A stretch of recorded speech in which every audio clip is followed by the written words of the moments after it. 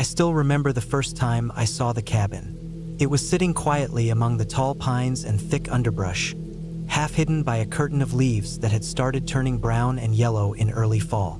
I had come out here alone, far from town and the noise, just me, my backpack, and the idea of being by myself for a few days. The cabin was an old, weathered thing, made from rough logs that looked like they'd been cut and stacked by hand decades ago. The roof sagged in spots, covered with patches of moss and pine needles. There was a small stone chimney, but no smoke rising from it. No sign anyone had been there for a while. I found it by accident, really. I'd been hiking along a narrow, barely marked trail that curved through the forest. The ground was soft with fallen leaves, and the air had that damp, earthy smell that only a forest can have after a rain. My plan was to just camp in my tent somewhere near the trail, but when I saw the cabin, I thought maybe I could use a change. It wasn't much, no electricity, no running water, but it was shelter, and it was better than a flimsy tent in a rainstorm. Besides, I wanted to spend the night inside a cabin at least once. The door was unlocked, or maybe it had been left slightly open by whoever last stayed there. Creaked loudly when I pushed it, the hinges dry and rusty. Inside, the air was thick and stale, smelling like old wood and dust mixed with the faint, sour odor of something that had been left to rot. The cabin had one main room with a small kitchen area in the corner, a cast iron stove with rust spots, a wooden table covered in a thin layer of dust, and a few mismatched chairs. There was a pile of old newspapers and some broken dishes scattered on the floor. The windows were small and dirty, letting in weak, gray light that barely illuminated the cramped space. I dropped my pack by the door and went to the back, where a narrow hallway led to two small bedrooms. The beds were old wooden frames with thin, stained mattresses. No blankets, no pillows. It was clear whoever had stayed here last had left in a hurry or just didn't care. I found a rusty lantern on the windowsill and some matches in a cracked metal box under the sink. I hoped it still worked. I set up a small fire in the stove, using dry kindling I found piled outside under the porch. The flames crackled and popped, casting long shadows against the walls, and for a moment, the cabin felt alive. I put a kettle of water on the stove to heat, planning to make some tea. Outside, the wind was picking up, rattling the loose window panes and bending the pine branches until they tapped and scratched against the cabin walls like ghost fingers. As the light faded, I sat on one of the chairs, feeling the heat from the stove, listening to the quiet sounds of the forest settling in for the night. I'd spent a lot of nights alone before, camping in the wilderness, but there was something different about this place. It wasn't the usual peaceful silence. It felt heavier, almost like the air was thicker here. I told myself it was just the smell and the old wood creaking. Maybe it was just the wind outside. I was careful to lock the door behind me before night fully set in. The latch was weak, but it clicked shut. I tried not to think about the fact that anyone could have come here and left it like this. I found a small box of canned food under the sink. Mostly beans and some canned vegetables, all with faded labels and dented cans. Not great, but enough to get by for a night or two. I wasn't planning to stay long. The first night was mostly quiet. I slept in the back room on the old mattress, using my jacket as a blanket. The wind rattled the windows and made the cabin creak and groan in the dark, but nothing more than that. I woke a few times, hearing the usual sounds of animals moving outside. The scratching of paws on leaves, the rustle of something large moving through the brush, maybe a deer or a fox. I was used to that. It was normal. But when I woke in the early hours, just before dawn, I noticed something strange. The door to the back room was slightly open. I was sure I had closed it. I sat up slowly, heart pounding, staring into the dark hallway. Nothing moved. The door didn't creak again, didn't even move. I must have been dreaming, or maybe I'd forgotten to shut it properly. I closed it tight and went back to sleep. The next morning, the sky was heavy and gray, and the wind had died down. I made tea on the stove and ate some of the canned beans. I sat by the window and watched as the forest looked cold and wet outside, the trees dripping from last night's rain. I thought about how isolated the place was. No roads nearby, no cell signal, nothing but miles of forest in every direction. It made me feel small but strangely calm. I decided to explore the area around the cabin to stretch my legs. The ground was soft and wet underfoot, soaked from the rain. The forest was dense, filled with tall pines and thick undergrowth, ferns and moss covering the fallen logs. I walked along a small creek that ran near the cabin, the water clear and cold. I noticed some animal tracks in the mud. Deer, maybe, or something larger, but nothing that looked like a bear or a predator. As I wandered, I felt eyes watching me. Not literally, but the forest felt alive in a way that made me nervous. I reminded myself it was just the natural sounds. The wind, the birds, the animals going about their business. I stayed close to the cabin, not wanting to get lost in this unfamiliar forest. When I returned, the cabin looked even more lonely than before. The windows were fogged from the cold air outside, and the shadows inside stretched long and dark. I lit the stove again and sat by the fire, reading an old book I found on the table, a faded copy of a nature guide from the 1970s. The pages were brittle and smelled musty. It was strange to think someone had lived here, alone in this forest, maybe 50 years ago or more. That night, the wind came back strong. It howled through the trees, making the cabin shake and the windows rattle like something was trying to get in. I felt a knot tighten in my stomach. I checked the door latch again, making sure it was locked tight. The old wood creaked under the pressure of the wind, but I didn't hear anything unusual beyond that. Around midnight, I was woken by a loud noise, a sharp thud against the side of the cabin. My heart jumped into my throat. I sat up and stared out the window into the pitch-black night. The porch light was out, and all I could see were the dark shapes of trees swaying in the wind. I grabbed my flashlight and stepped outside, the cold night air biting my skin. The ground was soft and wet, and I scanned the area carefully.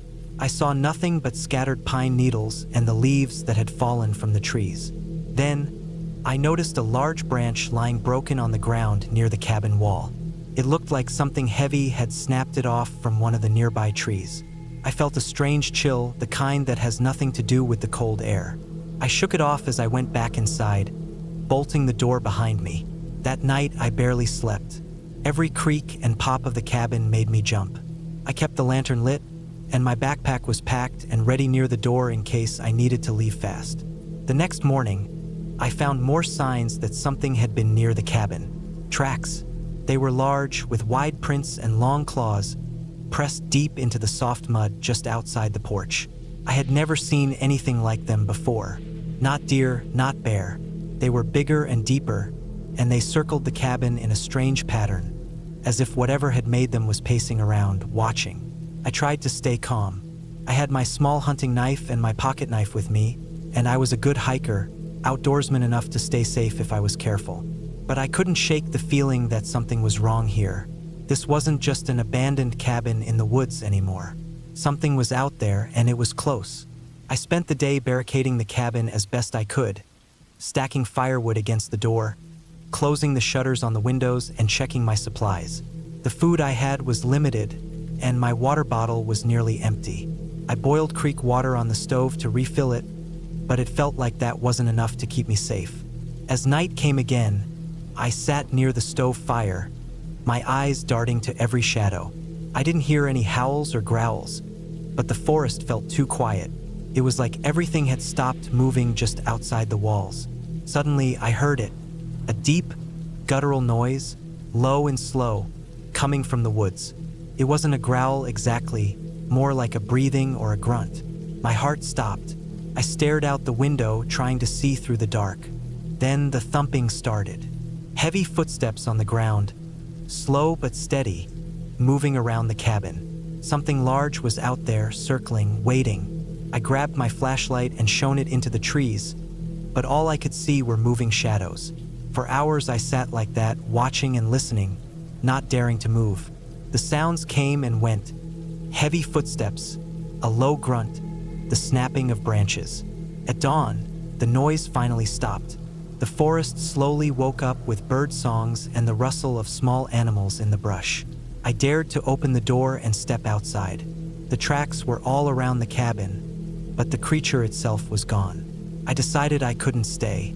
I packed my bag quickly and left the cabin, following the trail I had come in on. The forest.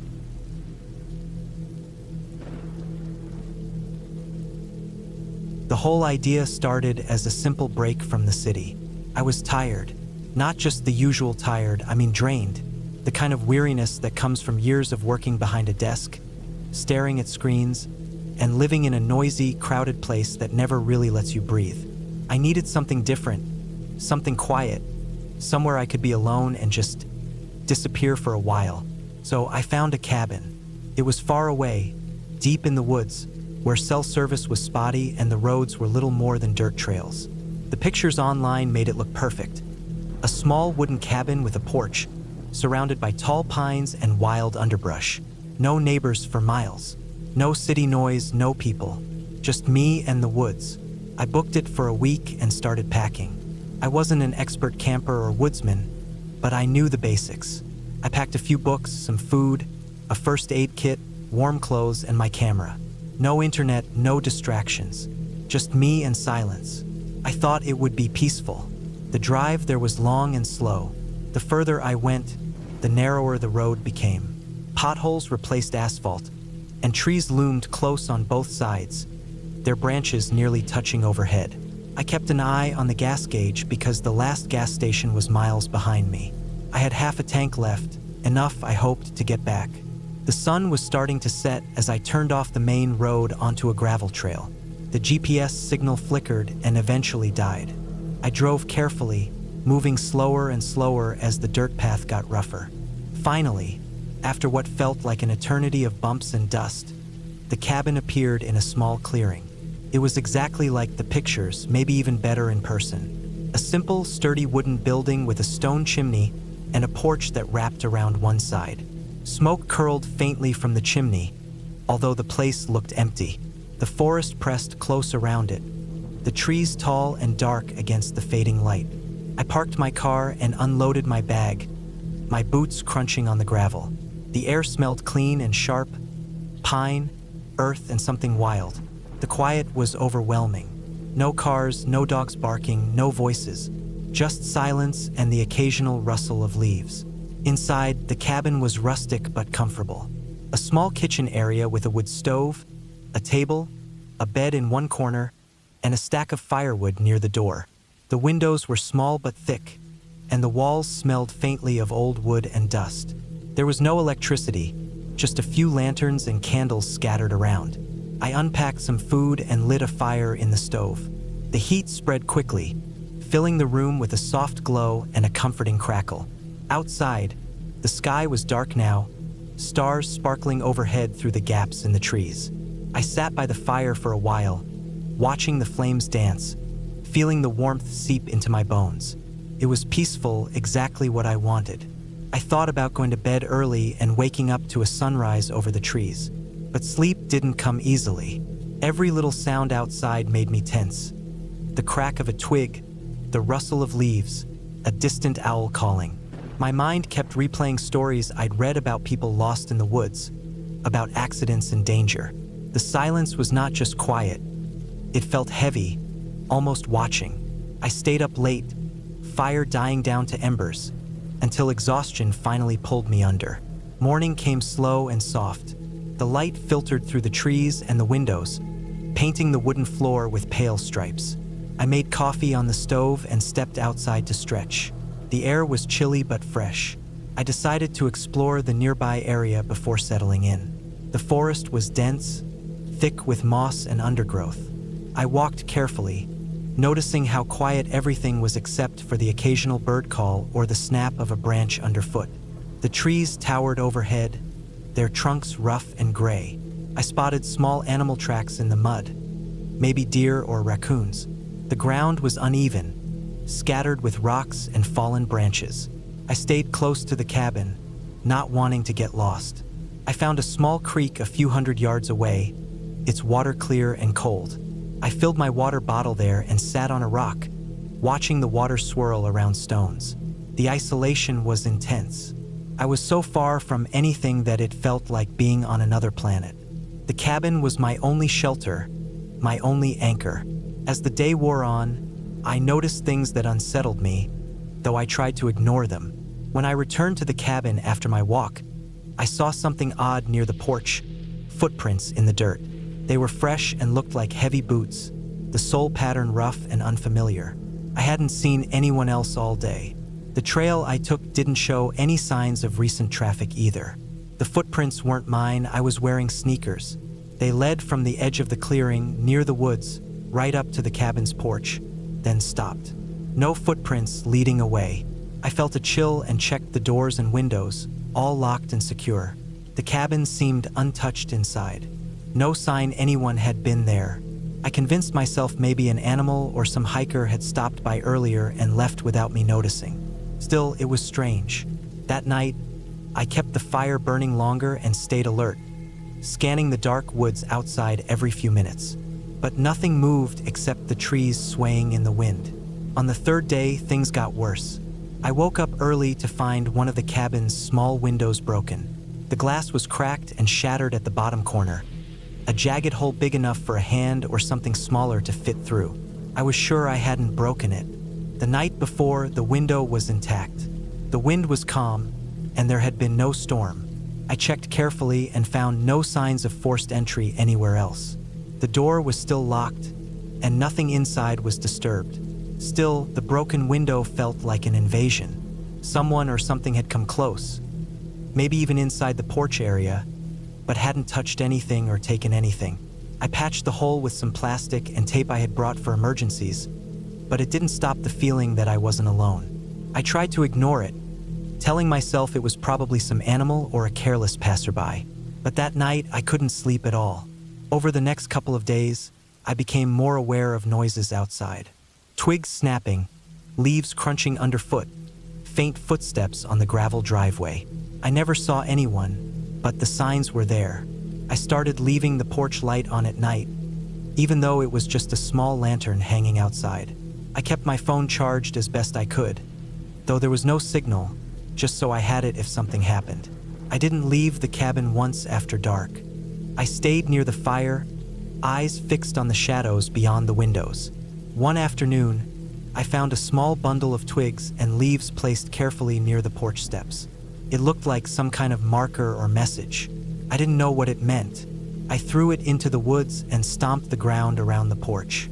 Still, the feeling stayed, like someone was watching me, waiting, just out of sight. On the fifth day, I decided to explore the woods more deeply despite my fears. I took a knife with me, a sturdy one I kept in my bag. I didn't know what I expected to find. As I walked, I noticed broken branches and disturbed underbrush, as if something had been moving around recently. Then I found it. A small clearing, maybe 30 feet from the cabin, where the ground looked churned up, as if someone had been digging. At first, I thought it was an animal den, but then I saw something that made my stomach drop. A pair of old, rusted handcuffs, half buried in the dirt. They looked out of place, not something a deer or fox would drag around. Nearby were scraps of fabric, torn and faded, and what looked like dried blood on the ground. I stepped back slowly, my heart pounding. The realization hit me. Someone had been here, hiding something or someone. I wanted to leave immediately, get back to my car and drive away. But then I looked around. The woods were thick, and the path I took was the only clear way back.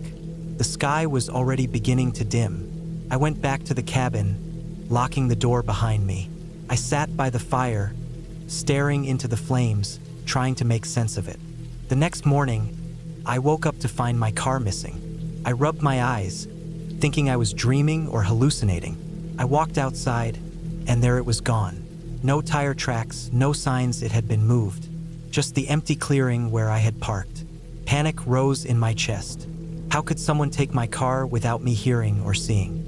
And why? The dirt trail was the only road in and out. Someone had to have been watching the cabin, waiting for me to leave. I felt trapped, no car, no cell signal, no way to call for help.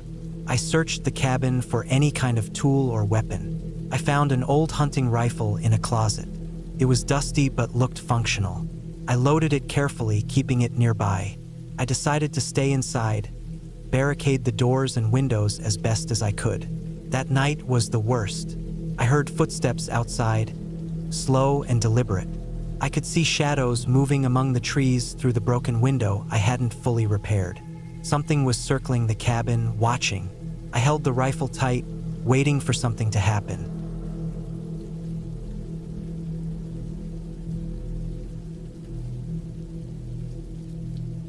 It started with what I thought would be a simple weekend getaway.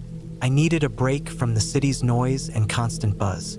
The kind of break where you go somewhere quiet, away from people, phones, traffic, everything. Somewhere you can think. A cabin in the woods seemed perfect. I found one on a rental site. A small, isolated cabin deep in the forest, about 3 hours from my apartment. No cell signal, no internet, just nature and silence. I was craving that silence. The cabin looked good in pictures. It was old but well kept. Wooden logs, a stone chimney, and a small porch that wrapped around the front and one side. The rental said it had a stove, a small fridge, some basic kitchen gear, and wood for the fire. It was on the edge of a national forest, and there was a dirt road leading to it, but it was private enough that no one else would come by unless they really knew the place. Perfect, I thought. I packed light. Just clothes, some canned food, bottled water, and a first aid kit. I made sure to bring my flashlight and extra batteries, and I had a small hand axe just in case. I don't usually get nervous about things like this.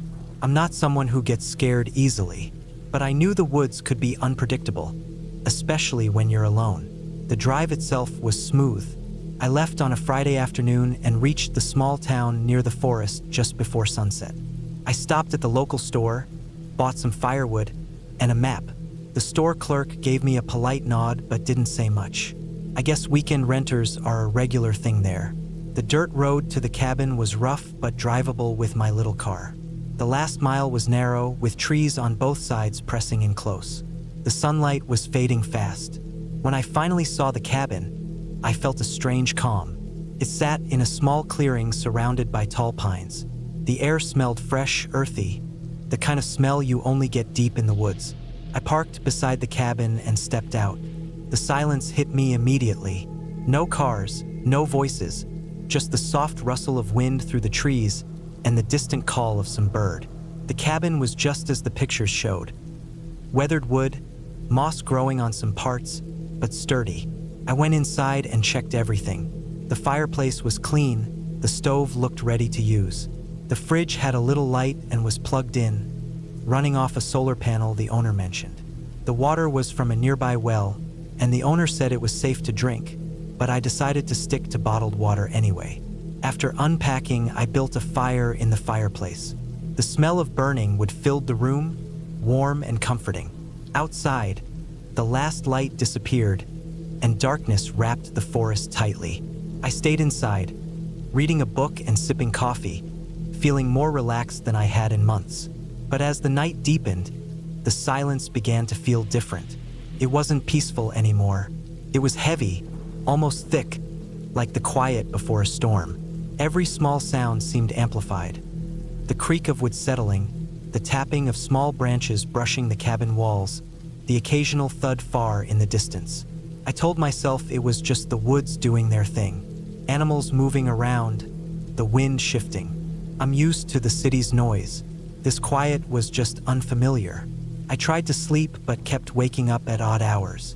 The darkness outside the window felt like a wall pressing in. I had the flashlight by the bed, the axe just inside the door, and my phone on airplane mode to avoid distractions. I kept hearing soft noises, like footsteps or twigs snapping. I convinced myself it was probably deer or raccoons. Nothing to worry about. The next morning, I woke to sunlight streaming through the curtains. I felt a little silly for being jumpy the night before. I made some breakfast on the stove, eggs and canned beans, and planned a hike. The map I bought showed a trail about half a mile from the cabin that looped through the woods.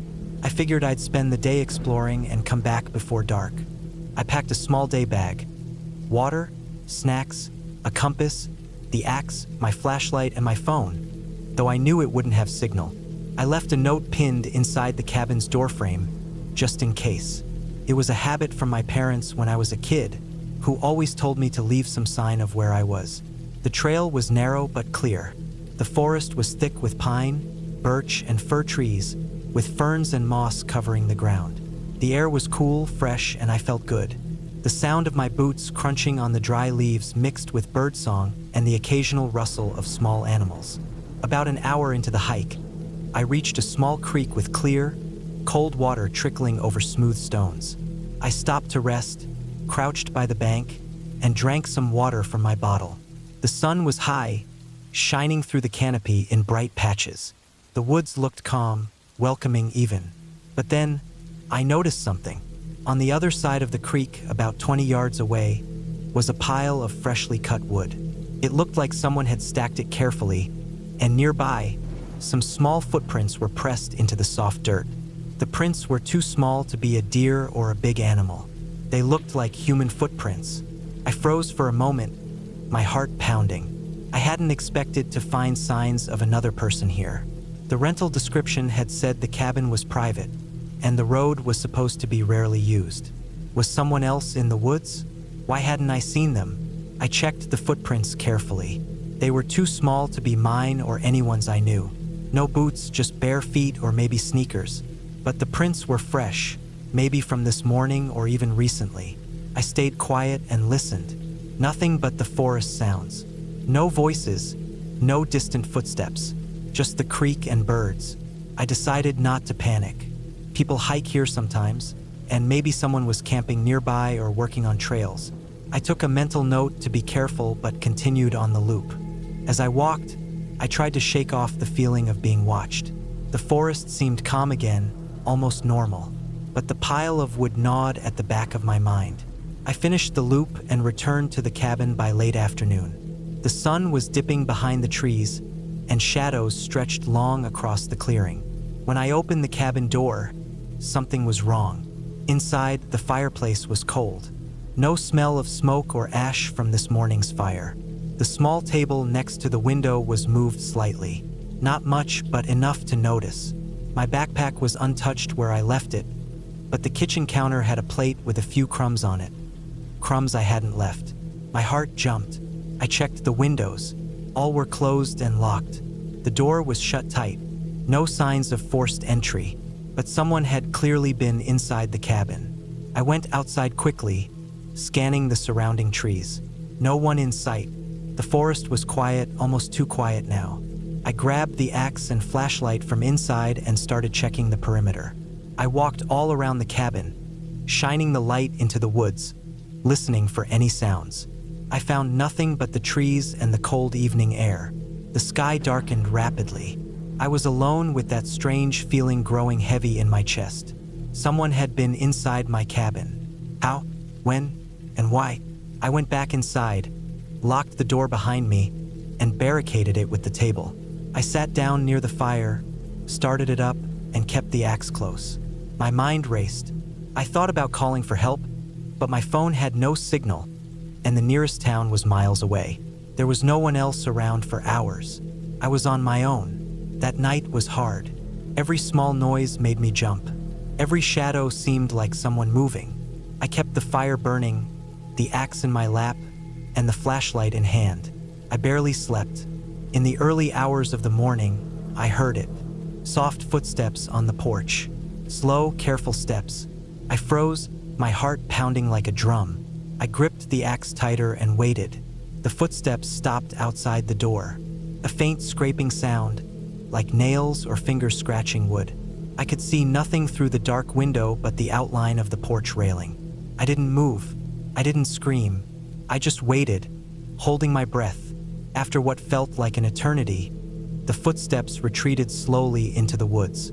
I didn't sleep again. At first light, I left the cabin. I packed quickly, took the essentials, and decided to walk the dirt road back to the main highway. It was risky, but I didn't want to stay there another minute. The walk was long, maybe 5 miles, and the forest was thick. I stayed alert, watching for any sign of someone else. I passed some broken branches, fresh footprints in the mud, and once I heard a distant shout, but I couldn't tell which direction it came from. My mind raced with possibilities, none good. When I finally reached the highway, I flagged down a passing car. The driver looked surprised but agreed to give me a lift to the nearest town. At the police station, I told my story. They took me seriously and said they'd send someone to check the cabin. I gave them the rental details and the location. Days later, I heard back. The cabin had been searched thoroughly.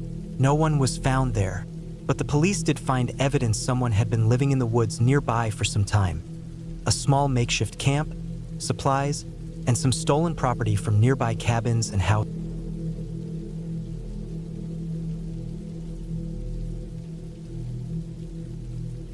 The road leading up to the cabin was little more than a narrow dirt track, barely wide enough for one car.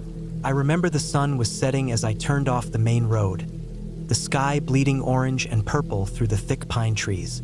The air was already cold, sharp with the scent of pine needles and damp earth. I had been looking forward to this weekend for weeks. A break from the constant noise of the city, the endless emails, the crowded subway cars. Just me, some woods, and a small cabin I'd rented through an online listing. The cabin was older than I expected, but solid. It sat a few hundred yards back from the road, almost swallowed by the forest around it. It was a small wooden structure, a single story with a steep roof and a chimney. The windows were grimy and clouded, but I could see the faint outline of a table, some chairs, and a wood stove inside. The kind of place that looked like it hadn't changed much since the 70s. I liked that about it. I parked the car just outside, taking a moment to listen. The forest was alive with the sound of birds settling down for the night and the gentle rustle of the wind through the branches. No traffic, no neighbors, just the quiet of the woods. I grabbed my backpack and a small cooler, locked the car, and walked up to the front door. The porch creaked under my weight as I stepped up, the wood weathered and rough. The door was heavy and made a low groan as I pushed it open. Inside, the smell of old wood mixed with a faint hint of mildew. The cabin was sparsely furnished, but it had everything I needed. A small kitchen area with a propane stove, a sink with cold water, a wooden table, and a single bedroom in the back. The bed looked like it had a thin, faded quilt on it. I threw my bag down and set about making a fire in the stove. Lighting the fire was a challenge. The wood was damp from the recent rain, and the matches I'd brought barely caught. But after a few frustrating attempts, a small flame took hold, and soon the stove was crackling warmly. The light flickered, casting dancing shadows across the walls. I pulled out the food I'd brought, simple stuff, canned soup, some bread, cheese, and a few apples. No need to cook much. I wasn't here for a feast. As the fire warmed the room, I sat by the stove with a cup of instant coffee, feeling the warmth seep into my bones. Outside, the forest had gone almost completely dark. The only light came from the moon, high and pale behind the clouds. I was alone, completely isolated except for the distant call of an owl somewhere deep in the trees. The first night passed without incident. I woke early, the pale light of dawn filtering weakly through the curtains. Outside, the forest looked different in daylight, less mysterious, more real. I decided to spend the day hiking the trails near the cabin. There was a small path leading deeper into the woods, and I packed a light bag and set out. The forest was dense, with towering pines and thick underbrush. The ground was uneven, covered in fallen branches and moss.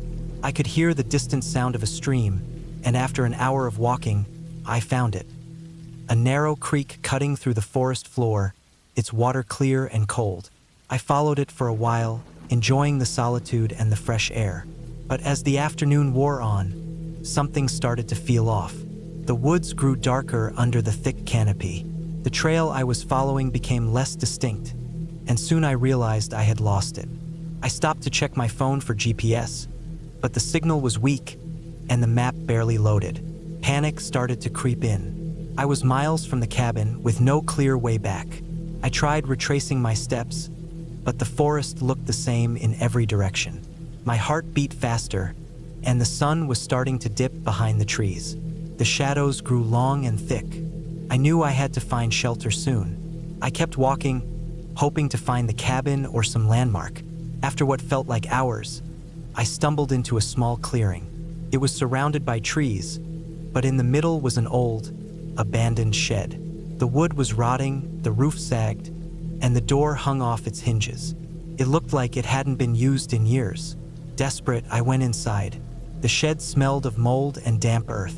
There were old tools scattered on the floor, rusted cans, and broken glass. I sat down against a wall and tried to calm my breathing. The forest outside was silent now, the darkness complete. I wrapped my jacket tighter around me and waited. Hours passed. The cold seeped into my bones. I thought about the cabin, the fire, the warm bed. I tried to remember the direction I had come from, but my mind was foggy from exhaustion. Every little noise in the forest made me jump. The snap of a twig, the rustle of leaves. I could feel eyes watching me, though I knew it was just my imagination. Around midnight, I heard a sound that made my blood run cold. It wasn't animal, at least not entirely. A low, dragging noise, like something heavy being pulled across the forest floor, came from outside the shed. I stayed perfectly still, heart pounding. The noise moved closer, then stopped. I held my breath. Suddenly, a loud crash shattered the quiet. The shed door slammed open, banging against the wall. I scrambled to my feet, grabbing a broken piece of wood from the floor as a makeshift weapon. I strained my eyes in the dark, but I couldn't see anything beyond the broken door frame. I whispered to myself, telling myself it was probably just a deer or a fallen branch. But the sound had a slow, deliberate rhythm, too heavy for an animal. I took a step outside, feeling the cold night air on my face. There was no sign of anything. The forest was still. The moon was hidden behind clouds. I decided then I had to find the cabin no matter what. I ran through the trees, trying to keep track of landmarks, but the darkness swallowed everything. My foot caught on a root, and I fell hard, scraping my hands and knees. Pain flared, but I pushed myself up. After what felt like forever, I saw a faint light through the trees. It was the cabin. Relief flooded me. I burst through the underbrush and onto the porch. The door was still closed, the windows dark. I fumbled with my keys, hands shaking. When I finally unlocked the door and stepped inside, the warmth hit me like a wave. I slammed the door and locked it behind me. The cabin felt safe, but I knew I wasn't alone. The noises outside hadn't been ghosts or stories, but something real and dangerous. I stayed up all night, sitting by the fire with a large kitchen knife on my lap, listening to the forest breathe around the cabin. The next morning, I packed my things and left as early as I could. I never wanted to come back to that place again.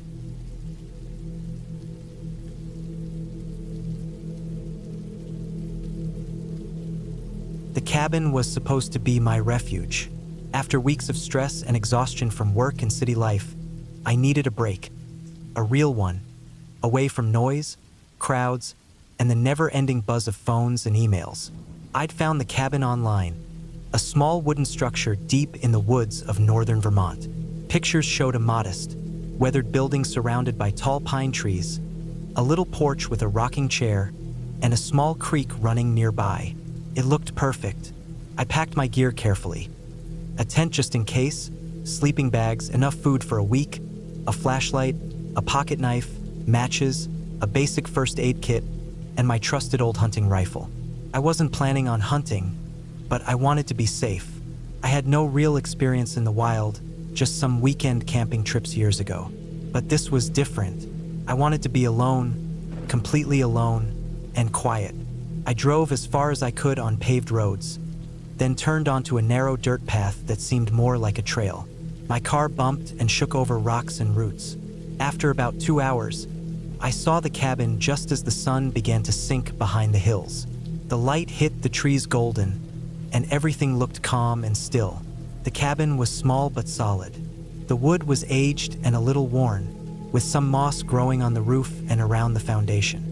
It smelled like damp earth and old pine. I opened the creaking door and stepped inside.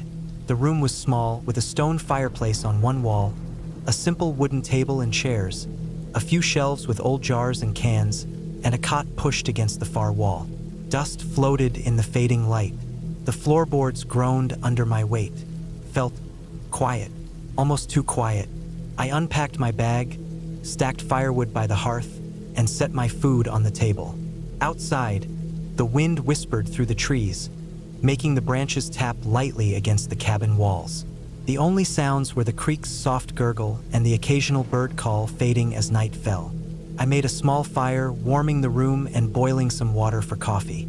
Sitting by the firelight, I felt the tension in my shoulders start to ease. This was what I needed, no distractions, no noise. Just the woods, the fire, and me. Night came fast. I covered the windows with old blankets I found in a dusty trunk. The moon was full, shining bright through cracks in the wooden walls. I lay down on the cot, the creak of the floor and the crackle of the fire the only noises in the stillness. Then, around midnight, I heard it, a sharp, sudden noise outside, like a branch snapping but closer, sharper. I froze, heart pounding. I told myself it was probably just a deer or some animal moving through the brush. I wasn't worried, at least I tried not to be. But then it came again, a quick crunch on the dry leaves. This time I was sure someone or something was out there. I grabbed the rifle from beside the cot and crept to the window. The moonlight filtered through the trees, casting long shadows across the ground. I saw nothing at first. Then, just at the edge of the clearing, a movement. A figure crouched low, watching the cabin. My breath caught. I couldn't see the face, only the outline. It didn't move for a long moment, then slowly slipped back into the trees and disappeared. I didn't sleep the rest of the night. I sat by the fire, rifle in hand, watching every shadow, every flicker of movement outside. The woods felt different now, alive with silent eyes watching me. Every crack and snap made me jump. Morning came, gray and cold. I made a quick breakfast and started checking the perimeter around the cabin. The forest was dense, with thick bushes and fallen branches. I found footprints, human footprints, fresh, circling near the cabin. They were large and heavy, like someone had been lurking just out of sight all night. Panic set in, but I forced myself to stay calm. I wasn't going anywhere just yet. I decided to board up the windows more securely, nail the shutters shut. I took apart an old wooden door leaning in the shed and reinforced the cabin's door with planks. The more I worked, the more I realized how exposed I was out here, how vulnerable. The second night was worse. The noises outside got louder, closer.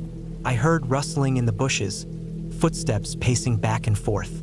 At one point, I caught a glimpse of a flashlight beam moving through the trees.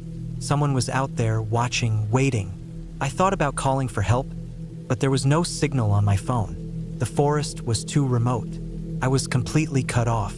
I spent hours staring out the small window, watching for the figure. Once, I heard low voices in the distance, muffled and far away, but definitely human. The idea that someone could be out here, near my cabin, possibly following me, sent chills down my spine. The days passed slowly. I didn't leave the cabin much, only to gather firewood from close by. Every time I stepped outside, I felt eyes on me, heavy and cold. On the third night, I decided to set a trap. I gathered some wire and rope from my pack and rigged a tripwire near the main path leading to the cabin. I hoped it would catch whoever was sneaking around, give me a warning if they tried to get close. Around midnight, the wire snapped with a sharp crack. I grabbed my rifle and headed outside, heart hammering. I moved carefully toward the sound, flashlight sweeping the trees. I found nothing, no footprints, no movement, but the broken wire lay on the ground, tangled in leaves. That's when I noticed something strange, footprints, smaller this time, heading away from the cabin into the thicker woods. They were bare, dirty, and looked old, but fresh enough to have been left recently. I followed them slowly, creeping between the trees, flashlight cutting through the darkness. The trail led to a clearing, where I saw something that froze me cold. A small campfire, recently extinguished, with a few scraps of food and empty cans scattered nearby. Someone had been living here, hidden in the woods, maybe watching me all along. I backed away quietly and returned to the cabin. The thought that I wasn't alone, that someone was out there, hiding, maybe even waiting for me, twisted my stomach. The next morning, I decided to leave. I packed my things quickly, but as I loaded my bag, I saw fresh footprints outside the door, close, leading around the cabin like a circle. Fear pushed me to hurry. I got in my car, started the engine, and turned the wheels back down the dirt road. But the car wouldn't move. The engine sputtered and died. I tried again and again, but it just wouldn't start. Panic bubbled up inside me. Then, from the edge of the trees, I saw movement. A figure stepping into the clearing. This time, I saw the face clearly. It was a man, rough-looking, dressed in dirty clothes, eyes sharp and cold. He didn't say anything, just watched. I locked the doors and tried to start the car again, but no luck. The man moved closer, slower now, but with purpose. I grabbed my rifle and aimed it at the window, telling myself to stay calm. The man stopped, raised his hands, and pointed to the woods behind the car. Then I noticed it, a second figure hiding among the trees. The first man turned and gestured again, and suddenly the second figure stepped forward.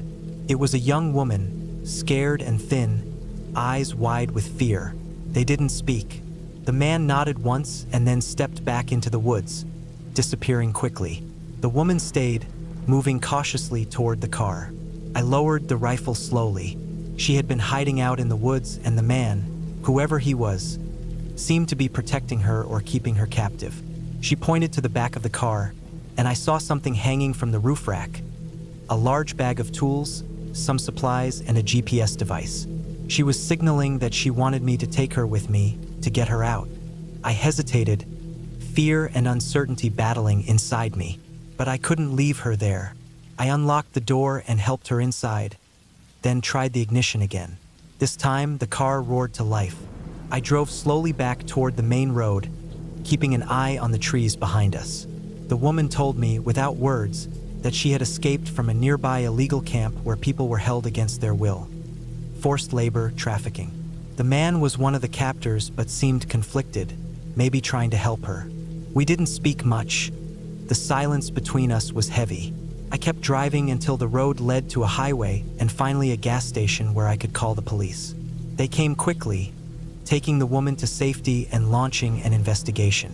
The cabin, once a place of peace for me, turned into a symbol of something far darker hidden beneath the quiet woods. Human cruelty disguised by the calm of nature.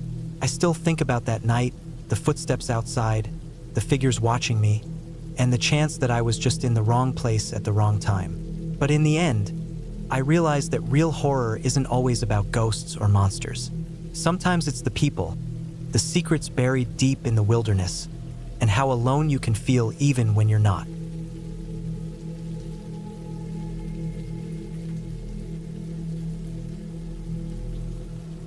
I had been looking forward to this trip for months. The plan was simple. A few days alone at a remote cabin deep in the forest. No phone signal, no internet, no distractions. Just me, the trees, and silence. It was something I needed to clear my head, to disconnect from everything that felt overwhelming in my daily life. The city had been suffocating, with its noise and rush, and the cabin promised peace. I packed carefully the day before, making sure I had enough food, water, firewood, and all the basic supplies. The cabin was an old rental property about 4 hours' drive from the city, located off the main roads, accessible only by a narrow gravel path. The owner's website showed pictures of a rustic wooden cabin nestled among towering pine trees, with a small stream nearby. It looked perfect. I set out early in the morning, driving through quiet countryside roads, the city slowly giving way to thick forests. The sun was shining, birds were singing, the air smelled fresh and clean. I kept my phone on airplane mode, only using the GPS to find the location. When I finally reached the gravel path, I parked my car and walked the last 10 minutes carrying my backpack and firewood. The trees crowded around the path, their branches rustling softly in the light breeze. The cabin appeared suddenly as I rounded a bend. It was exactly as the photos had shown. A simple one-story wooden building with a stone chimney and a small porch. The windows were dirty but intact. The door creaked as I opened it. Inside, the place smelled like old wood and dust, mixed with a faint scent of mold. It was dim inside, but the sunlight filtered through the dirty curtains. The floorboards were rough and uneven, and there was a wood stove in the corner. I set down my things and immediately got to work. First, I cleaned the small kitchen area and set up the firewood near the stove. I checked the food I had brought, Canned beans, dry pasta, granola bars, water bottles. Nothing fancy, but enough to last. The cabin had a basic sink and an old propane fridge, but no electricity or running water. That was part of the appeal.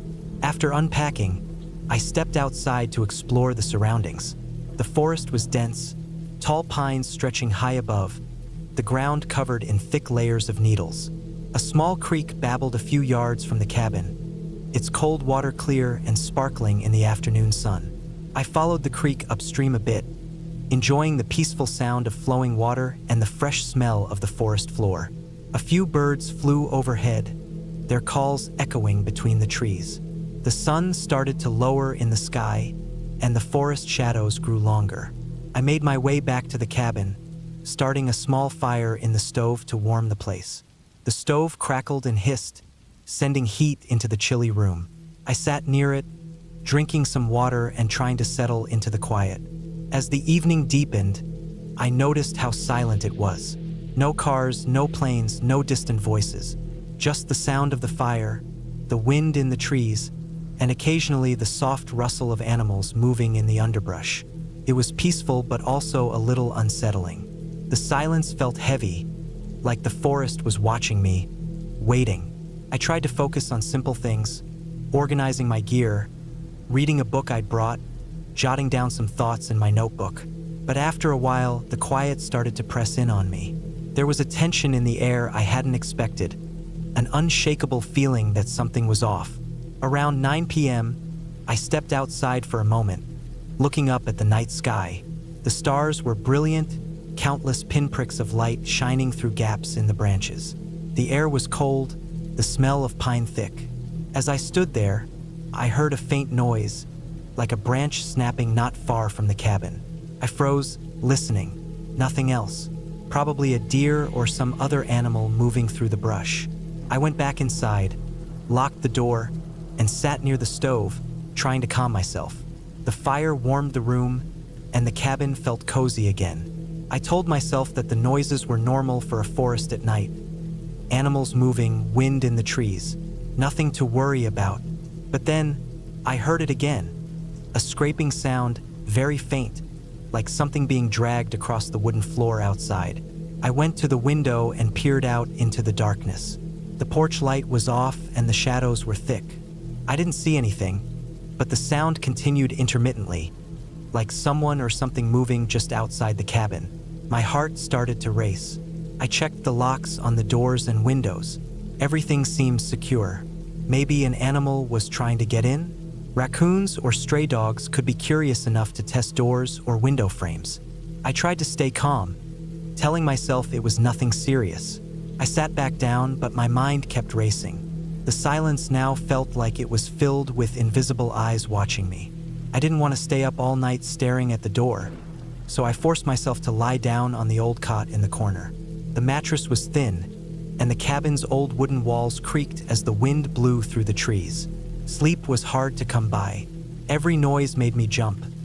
The crack of a branch, the flutter of wings, the creak of the cabin itself settling. I lay awake for hours, eyes wide open in the dark. Around 3 a.m., I finally drifted off, exhausted. When I woke the next morning, the first thing I noticed was that the door to the cabin was slightly ajar. I was sure I had locked it the night before. I don't know how it happened. Maybe the wind? But the air was still last night. I checked around the doorframe. No obvious signs of forced entry. I quickly scanned the cabin. Nothing seemed missing or out of place inside. The food was untouched, my gear was there, but the feeling of safety was gone. I decided to go outside and check the perimeter. The forest around the cabin was dense, but I followed a rough path that circled the clearing. As I walked, I noticed footprints in the soft earth, human footprints a size bigger than mine. They were fresh, probably from last night. They led from the direction of the road toward the cabin and then disappeared into the trees beyond. My heart sank. Someone had been close to the cabin while I was sleeping. I walked back to the cabin quickly, locking the door firmly behind me. I went to the window and looked out again. The porch was clear, but the footprints were a chilling reminder that I was not as alone as I had thought. I spent the rest of the day inside, mostly trying to keep myself busy. I collected more firewood, cleaned the cabin, and read. I avoided going far into the forest, sticking close to the cabin. That evening, as the sun set, I noticed something else. The firewood pile that I had stacked neatly earlier was scattered. Some logs rolled a few feet away from where I had placed them. It looked like something or someone had disturbed it. Maybe the same visitor from last night? I didn't know what to do. There was no phone signal to call for help, no neighbors for miles. The nearest town was over an hour away by car. I decided to prepare myself for a long night. I locked the door again, this time putting a heavy chair wedged behind it. I closed and nailed shut the shutters on the windows as best I could. When night came, the noises returned. Scraping and soft thumps on the porch and around the cabin. The wind picked up and the trees groaned. I could hear branches breaking as if someone was moving through the underbrush. I kept the stove fire going, though it barely helped the cold seep into the room. At one point, I thought I heard someone trying the door handle. The scraping noise on the porch became louder, more persistent. I was terrified. I stayed as quiet as possible, hoping whoever or whatever was outside would give up. Eventually, the noises stopped. I waited until dawn, exhausted and scared. The next morning, I gathered what I could and left. On the way back, I stopped at the local ranger station and reported what happened. They took it seriously and promised to check the area. Later, I learned that this part of the forest had been known for trespassers and sometimes illegal hunters, people who liked to sneak in and use abandoned cabins or campsites for their own purposes. It seemed clear that whoever had been at the cabin was one of these. I realized the danger wasn't from some unknown monster or ghost, but from real people, people who didn't respect boundaries and could be dangerous if confronted. I had been lucky not to meet them face to face. In the end, the cabin trip wasn't the peaceful escape I wanted. It was a harsh reminder that sometimes the scariest things out in the wild aren't supernatural, but just human beings, acting recklessly and without care for others. I never went back to that cabin again, and I learned to always check thoroughly for any signs of other people before settling into a remote place, no matter how quiet or isolated it seems.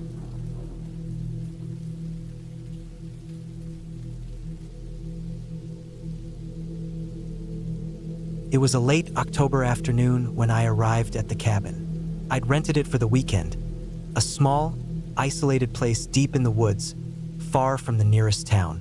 The whole point was to get away, to unplug from everything. I needed a break. Work had been crushing me for months. Emails nonstop, phone calls I couldn't ignore, and the weight of constant deadlines made my head feel like it would split open. The cabin promised quiet.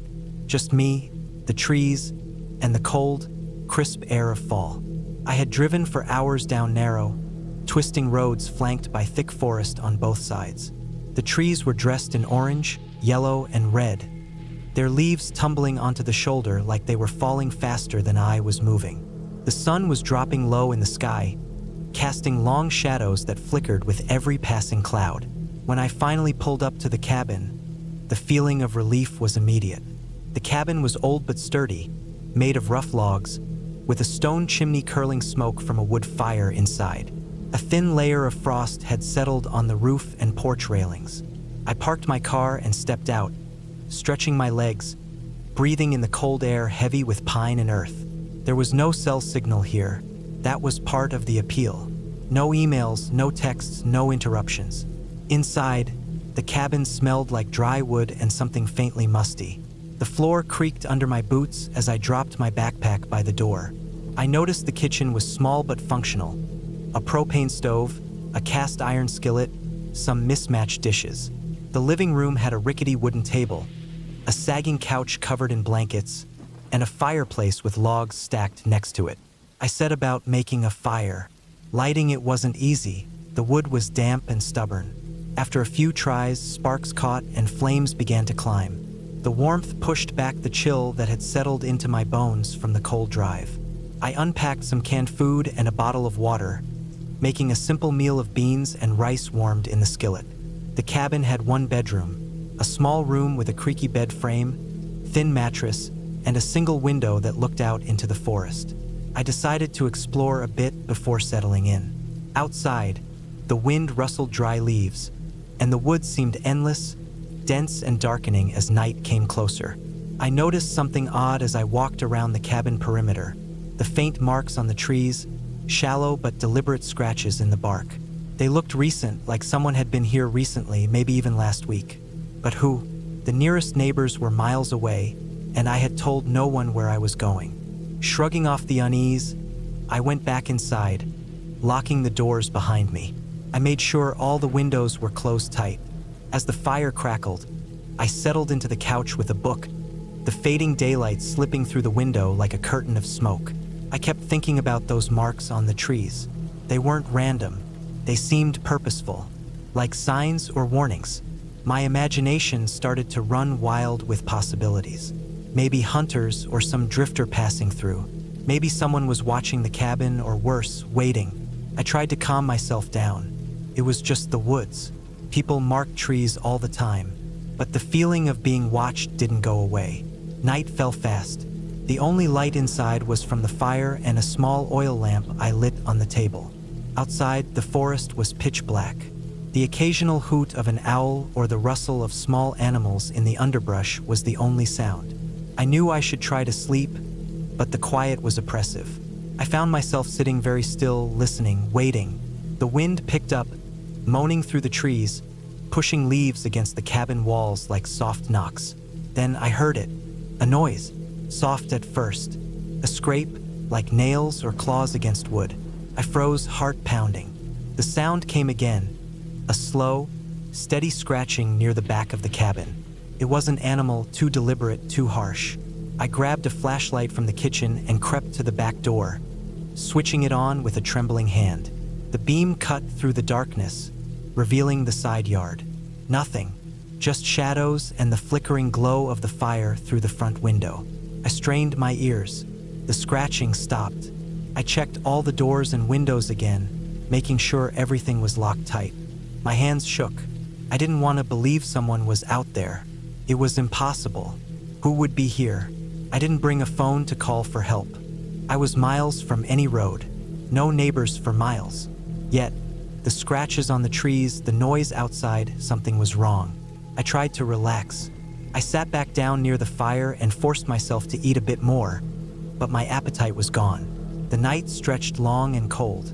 Every few minutes, I thought I heard noises. Twigs snapping, leaves crunching. Always just beyond the clearing around the cabin. Hours passed like this. I kept the fire alive, feeding it wood from the pile outside, always listening, always alert. The darkness seemed to press in, thick and heavy. Around 2 a.m., I finally decided to check outside again. The scratching noise had stopped, but the feeling of being watched was worse. I took the flashlight and stepped out. The air was bitter cold and sharp in my lungs. The beam swept over the ground, the trees, the thick underbrush. Then I saw it.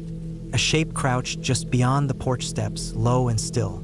At first, I thought it was a pile of leaves or a fallen branch. Then it moved. A slow, deliberate shift, like someone hiding.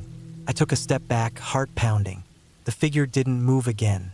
I raised my voice, though no one could hear in the dense woods, yelling for it to leave. The figure darted up and ran into the trees, disappearing into the darkness. I stood frozen, breath visible in the cold night air. I didn't know what to do. My first thought was to get to my car, get out of there. But the forest was thick, and the path was muddy and hard to follow in the dark. I decided to lock myself inside the cabin and wait for daylight. But the idea of sleeping was impossible. Around 5 a.m., just before dawn, I heard another noise. This time a steady crunch of boots on gravel or dirt coming down the road toward the cabin. I looked through the window and saw a man walking slowly toward the cabin. A large backpack on his shoulders, a hood pulled low over his face. He carried a long hunting knife strapped to his belt. I wasn't sure if he was friend or foe, but I was terrified. I watched him come closer, slow, deliberate, like he knew the cabin was empty or was waiting for me. I quickly grabbed the keys to my car and my backpack, prepared to make a run for it once he got close enough.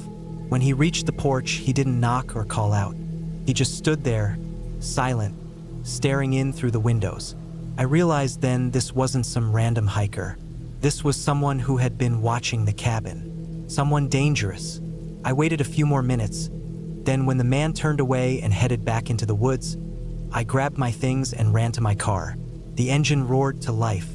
I looked once more at the cabin, the place that had seemed so peaceful just hours ago. I drove away, the gravel crunching under my tires, the forest closing behind me. The sun was rising, turning the sky pale blue, but my mind was racing. That night in the cabin taught me one thing: the wilderness isn't just about nature and solitude. It's about what people do when no one else is watching. About the quiet dangers that lurk behind trees, not in shadows of ghosts or myths, but in the form of someone real, someone willing to wait and watch. I never went back.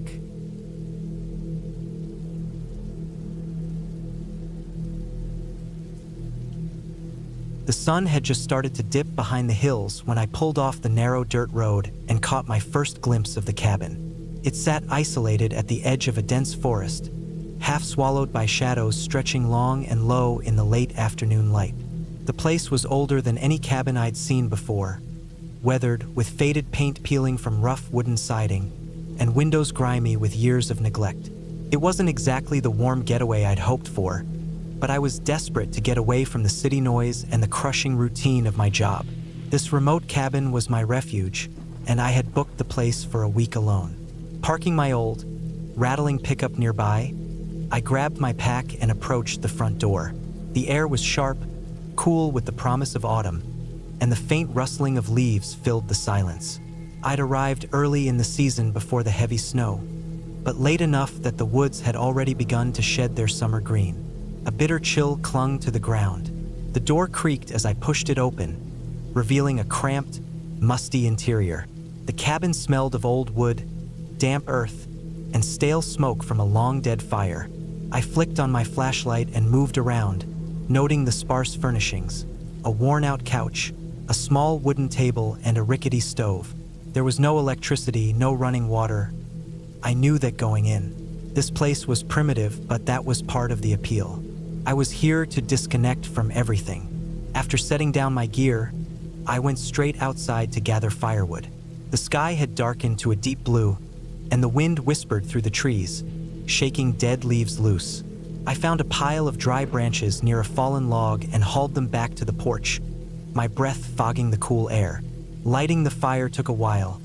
My matches were damp and the old kindling stubborn, but eventually, flames licked the edges of the stove, casting a warm glow inside. I settled into the cabin's creaky chair, the fire crackling beside me, and let out a long sigh. The silence was thick, almost unnatural. No cars, no distant voices, just the steady, low murmur of the forest around me. It was peaceful, yes, but also a little unsettling in a way I couldn't put my finger on. I spent the next day hiking the nearby trails, enjoying the solitude and fresh air. The woods stretched endlessly, tall pines and maples towering overhead, their branches interwoven like a green roof.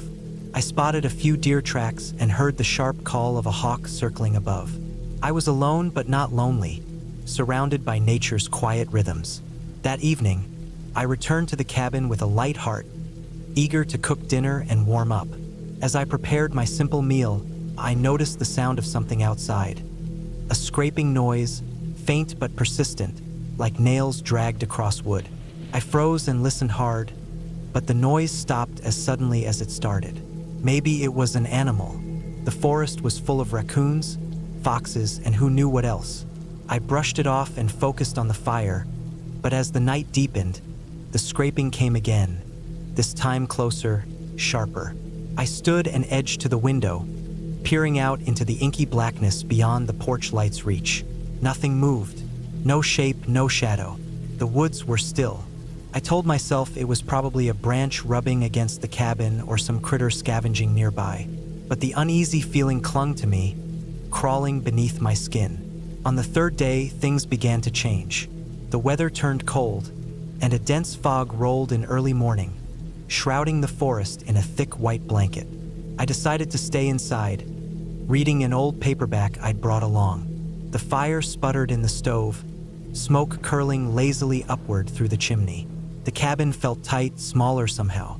Around noon, I heard it again. A series of deliberate, slow knocks on the cabin's outer walls. Not the light tapping of a woodpecker or branches hitting siding, but heavy, measured knocks, like someone rapping a fist against the wood. My heart jumped. I grabbed my flashlight and swung open the door. Nothing. I stepped outside, scanning the edge of the forest, but the fog had swallowed everything beyond a few feet. I called out, even though I knew I was alone. Silence. Returning inside, I locked the door carefully and closed the curtains. My hands trembled slightly, but I told myself to relax. Maybe a big animal, maybe the wind carrying sounds in strange ways. The mind tricks itself when it's isolated. The next night, I barely slept. Every crack of the wood, every rustle of the wind made me jump. I kept checking the windows, listening for that knocking sound. It never came, but the fear grew, turning the cabin into a prison in my mind. On the fourth day, I decided to leave the cabin and hike back to the nearest town. I packed my bag quickly, eager to get out. As I stepped outside, a thick blanket of fog hugged the ground, cold and heavy.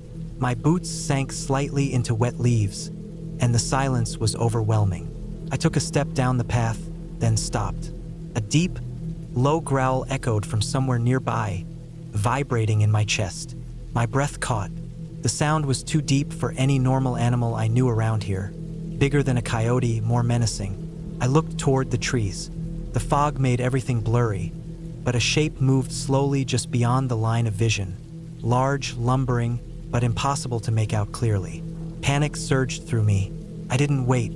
I sprinted back to the cabin, slamming the door behind me. Heart pounding, I bolted the locks and leaned against the wall, breathing hard. The growling didn't come again, but that shape lingered in my mind. I was alone in the middle of nowhere, cut off, with something unknown moving just beyond the fog. The rest of the day passed slowly, shadows growing longer. That night, the knocking came back, louder and more insistent, somewhere along the back wall. I crept to the window and peered out. For the first time, I saw a set of large footprints in the damp earth, huge, uneven, with long claw marks dug into the soil. The prints led from the forest right up to the cabin wall, then disappeared into the fog. I felt the cabin close in on me. No cell service, no neighbors, no help. On the fifth day, I barely left the cabin. The fog hung low all morning. The growls echoed again in the distance. The knocking came sporadically, always heavy, always unnerving. I found a rusted hunting rifle in the corner, left behind by the previous renter, I guess. It was old but functional. I cleaned it the best I could and kept it close. At dusk, I sat by the fire with the rifle resting against my knee, waiting. The knocking started again, 3 slow, deliberate knocks, then a pause, then 4 rapid knocks. I realized it was a pattern, almost like a code, but I didn't know what it meant. I looked outside again, heart thudding, and saw that shape again, big, dark, almost human but not quite. It was standing just at the tree line, watching the cabin. I fired a warning shot. The shape disappeared instantly, melting back into the fog. That night was the worst. I stayed awake, every noise sharper than before, every shadow a threat. The knocking continued, relentless, pounding like a drum against the walls. I knew I couldn't stay much longer. The 6th day came with a biting wind. The fog finally lifted, revealing a gray, empty sky. I planned my escape carefully, waiting for daylight. As I stepped outside, I saw the prints again, large and fresh, leading off into the woods. I realized it wasn't an animal, but a person, or at least someone walking on 2 legs. The creature I thought I'd seen was someone stalking the cabin, hiding just beyond sight. The knocking was a warning. Someone was out there, watching, waiting. Fear gripped me tighter than the cold. I gathered my things quickly, locked every door and window, and headed down the path toward the main road. My heart hammered in my chest as I moved fast, glancing back every few seconds. About halfway down the trail, I heard footsteps behind me. Heavy, slow, deliberate. Not the light, quick steps of a hiker, but something more ominous. I broke into a run, my legs burning. The footsteps matched my pace, never faster, never slower, just relentless. The path twisted and turned through the trees. I pushed on, desperate for the road, for safety, for anything. Then I saw it, a figure blocking the path ahead. Tall, broad-shouldered, face hidden beneath a hood. I froze, panic flooding every nerve. The figure stepped forward, silent, hands at their sides. I glanced around, no other way. I raised the rifle, shaking, and fired. The figure stumbled back, vanished into the woods. I didn't stop running until I burst onto the road, where a car finally appeared and slowed down. I waved frantically. That was the moment I realized how close I'd come to something real and dangerous. Not some supernatural fear. Someone had been watching me, stalking me in the woods around that cabin. The police later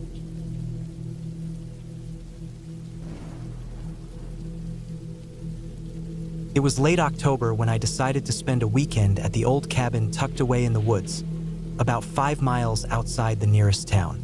I'd rented it for a quiet retreat from the city, a chance to unplug and get away from the endless noise and stress.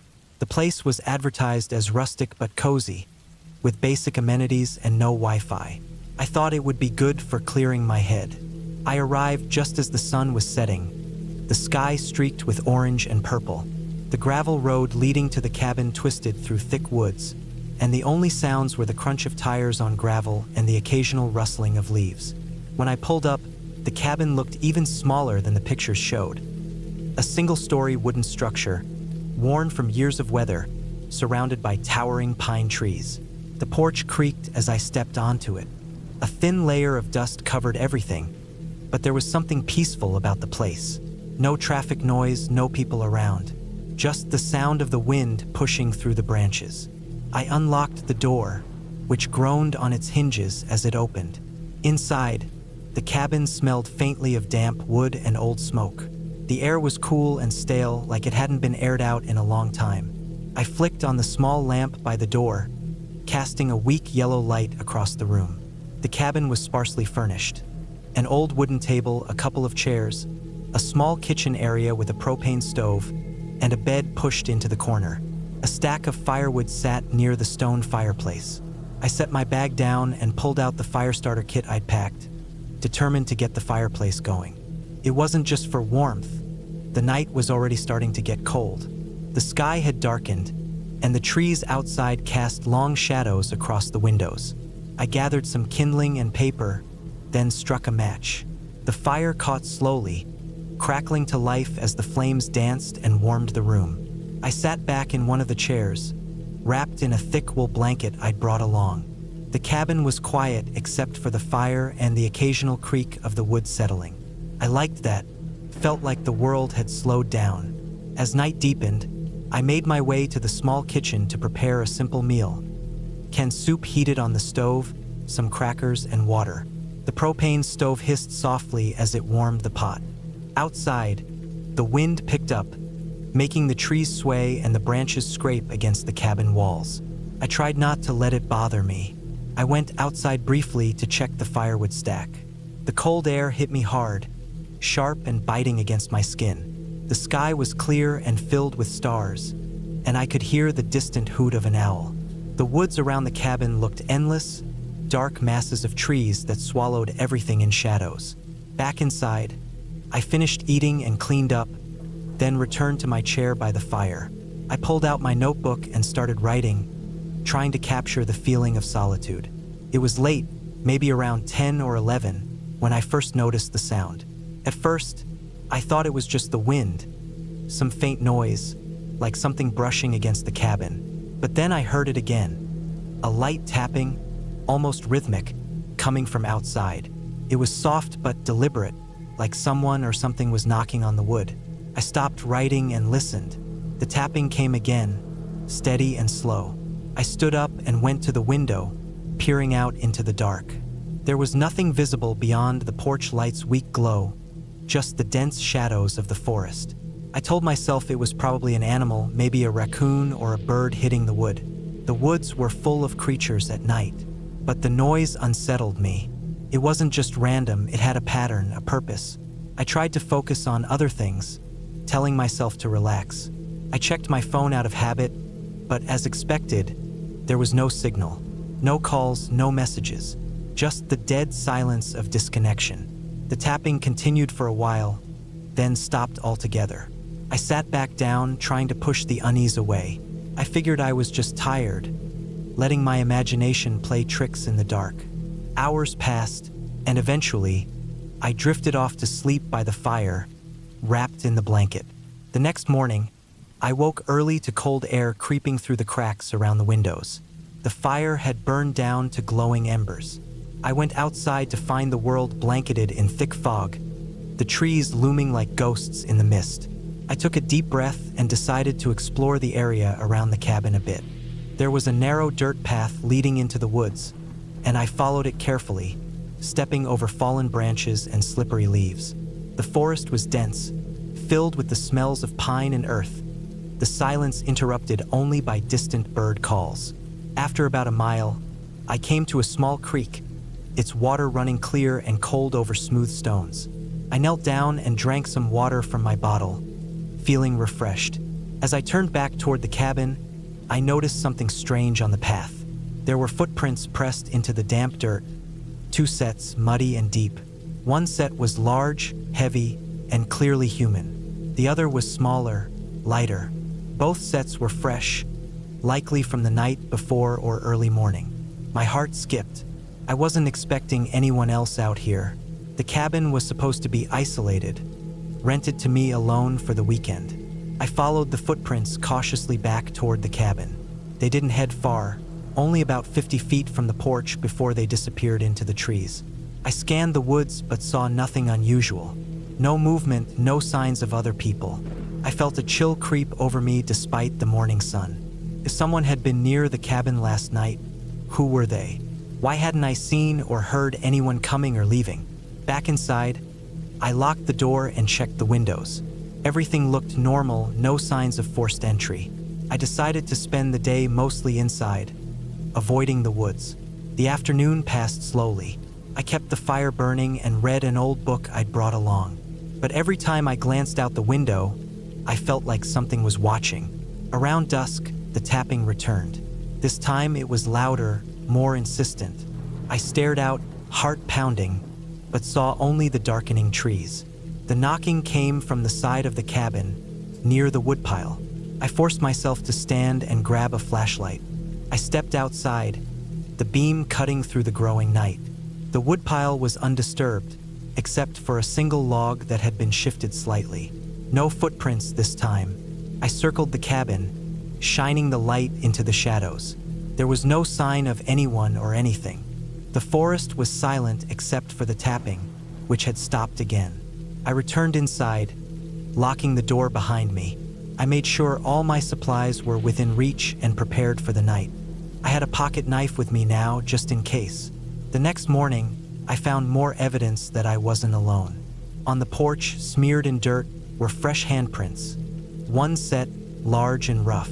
They looked like they'd been made by someone gripping the wood tightly. The prints were not there the day before, I was sure.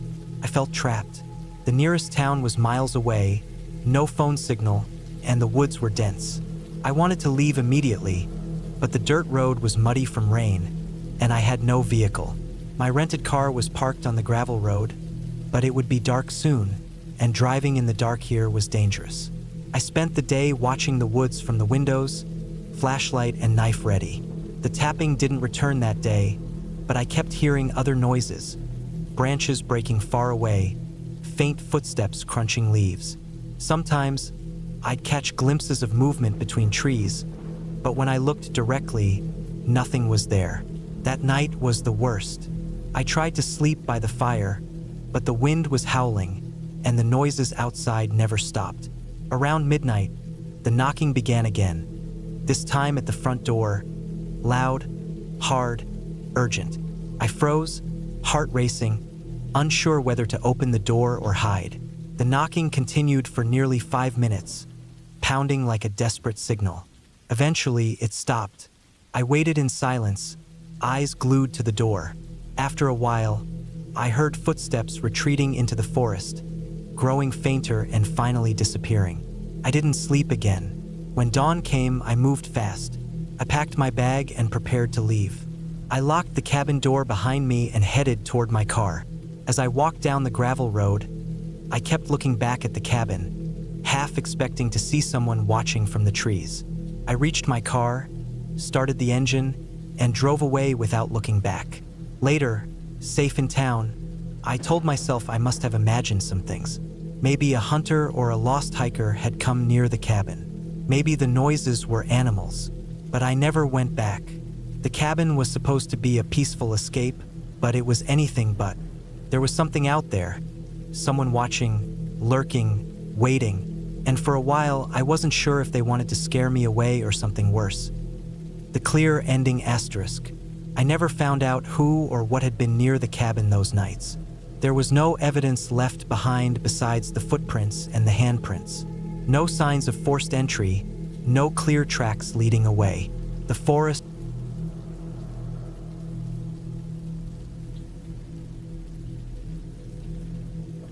I never liked the idea of going to cabins in the middle of nowhere, the kind where cell phones barely work and the nearest person is miles away, tucked behind thick trees and endless dirt roads. But I was tired of city noise, the constant hum of people, and the screen light that never seemed to fade. So I rented a small cabin deep in the woods, in a place so remote that even GPS lost signal somewhere near the last gas station. I thought it would be peaceful, quiet, the perfect escape to clear my mind. I arrived in the early afternoon, the sun low but still warm on my skin. The road leading to the cabin was a narrow dirt path, lined by towering pine and birch trees that blocked most of the fading sunlight. The car bounced over potholes and scattered rocks as I drove, and with each turn, the forest felt denser, darker, thicker. There was no other car in sight, no other soul, just me, the road, and the trees. The cabin was small but solid, made of rough wood logs that had weathered years of rain and wind. It smelled faintly of pine and old smoke, like a forgotten fire pit and damp wood. The roof was shingled and sagged a little in the middle, but it didn't look unsafe. A small porch stretched across the front, creaking slightly under my steps. I dropped my bags inside and glanced around. The interior was simple. A small wood stove in the corner, a single bed with a thin mattress, a rickety wooden table with 2 chairs, and a little kitchen area with a cold sink and some cabinets. The floor was made of wooden planks, some warped, others cracked. There was a tiny window above the sink that looked out into the dense forest. Beyond the window, the trees seemed to close in like a wall, branches intertwined tightly, their shadows stretching long as the sun sank lower. I unpacked my things quietly, the cabin settling with small creaks and groans as the temperature dropped. Outside, the wind whispered through the trees, but inside, there was only silence, thick and heavy. I lit the wood stove, the flame sputtering at first but slowly growing steady, filling the cabin with a warm orange glow. The smell of burning wood mingled with the cold air drifting in from under the door cracks. I sat on the bed, listening. No birds, no animals, no distant sounds of civilization. Just the soft crackle of the fire and my own breathing. As night fell, the darkness outside became complete. The window was a black mirror, reflecting the cabin's sparse light back at me. I pulled the curtain shut, but the feeling of being watched lingered, a prickling sensation on the back of my neck. I told myself it was just nerves, just the isolation talking. I tried to distract myself by reading the small stack of old paperbacks I'd brought. The pages crackled in the quiet, and outside, the wind grew stronger, rattling the cabin walls. Then suddenly the power flickered. Wait, there was no power here, just the stove. I remembered I hadn't brought a flashlight, only the weak light of my phone, which barely held a charge and had no signal. The cabin's single ceiling light didn't work, and the windows were too small and covered to let in much moonlight. The fire was the only light source. Shadows danced on the walls, twisting into shapes my mind wanted to turn into something sinister. I told myself to calm down, that it was just my imagination. That's when I first heard it. A soft, rhythmic tapping coming from the back of the cabin. At first, I thought it was the wind pushing branches against the wood. But the tapping was too deliberate, regular, like something was knocking lightly, almost carefully, against the wooden wall outside. I froze. The tapping stopped. I sat very still, straining to hear more. Nothing but the wind and the fire's crackle. My heart beat louder than the night sounds, a deep thudding in my ears. I told myself to ignore it, to think rationally. Maybe a bird? An animal scratching the bark? But the tapping had sounded like deliberate knocks, like someone trying to get attention. I moved toward the door, my bare feet silent on the cold floor. The door was old and solid, with thick wooden planks held together by iron hinges. I pressed my ear against it, listening. No sounds outside except the wind and the trees swaying. I opened the door slowly, just a crack, and peered outside into the pitch-black night. The trees loomed, shadows long and strange. I saw nothing, no footprints in the dirt or signs of movement, just silence. I closed the door and locked it, turning the key with a soft click. My hands shook slightly, and I took a deep breath, trying to steady myself. Maybe I had imagined it. Maybe the isolation was already messing with my head. I sat back down near the stove, staring into the fire, trying to focus on the warmth. That's when the knocking started again. This time louder, more insistent, not on the door, but on the sidewall near the kitchen window. I stood quickly, heart pounding, and moved to the window. Peering through the grimy glass, all I saw was darkness and trees. No movement, no shapes, but the knocking continued for a few seconds, then stopped. I checked my phone. No signal, no messages, barely any battery left. No way to call for help. The woods around me felt like a prison. Then the scratching began. A slow, deliberate scrape against the cabin's wooden siding, just below the window. It was faint, but unmistakable, like nails or claws dragging down the wood. My breath hitched. I grabbed a heavy metal pan from the kitchen cabinet. If there was someone outside, I wanted to be ready. I edged to the door, peeking out into the darkness once more. Nothing. Then I noticed footprints. Mud smeared across the dirt path in front of the cabin, leading toward the back. Fresh footprints, human-sized, bare or in soft-soled shoes, leading from the woods directly up to the cabin and stopping at the back wall where the knocking and scratching had happened. The footprints ended abruptly, no signs of retreat. I scanned the trees, eyes straining to find any movement. The forest was thick, and the shadows played tricks, but there was no sign of anyone. My mind raced. Was someone hiding nearby, waiting? Why? What did they want? I wasn't expecting visitors. No one had come for miles. I backed away from the door, locking it firmly again. The fire was burning low, and the cabin suddenly felt smaller, more suffocating. The walls seemed to close in. I spent the next hour pacing inside, trying to listen for any other sounds. The wind howled outside, rattling the windows and shaking the walls. I tried to think calmly, to remind myself this was probably some local prank or maybe a hunter passing through. But the footprints stopped too close to the cabin for that. Too close for comfort. The night stretched on endlessly. I barely slept, jumping at every creak and rustle. Morning came slowly, the pale light filtering weakly through the trees. I opened the door cautiously and stepped outside. The footprints were still there, fresh in the damp soil. No other signs, no discarded items, no broken branches. I walked around the cabin, looking for anything unusual. No footprints leading away, no signs of forced entry, no evidence of wildlife close enough to make those sounds. It was as if whoever was there vanished into thin air. I found a small patch of trampled grass behind the cabin, flattened as if someone had crouched or hidden there.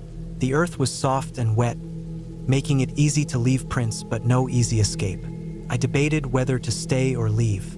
My phone battery was nearly dead, no signal, and the nearest town was a 2-hour drive down the winding dirt road.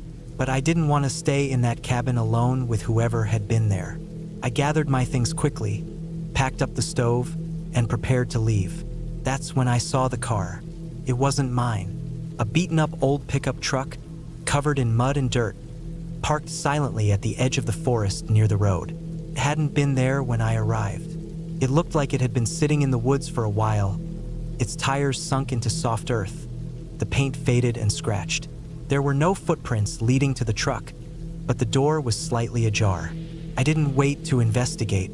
I ran to my car, threw my bags inside, locked the cabin door behind me, and started the engine. The truck was still visible in the rearview mirror as I backed away quickly, tires spinning on loose dirt. I didn't stop until I reached the last gas station where my phone had a signal. I called the local police, explained what happened, but they told me that area was notorious for trespassers and illegal activities. Drug growers, poachers, even squatters hiding out in the woods. They said they'd send a patrol, but when I returned with officers the next day, the truck was gone. No signs of anyone, no footprints, no clues. Just the cabin, standing quietly, as if nothing had happened. The police told me to leave, that the place was unsafe. The forest around it was known for criminals hiding out, using the isolation to avoid detection. They suspected someone had been living there, maybe watching the cabin for days. I never went back.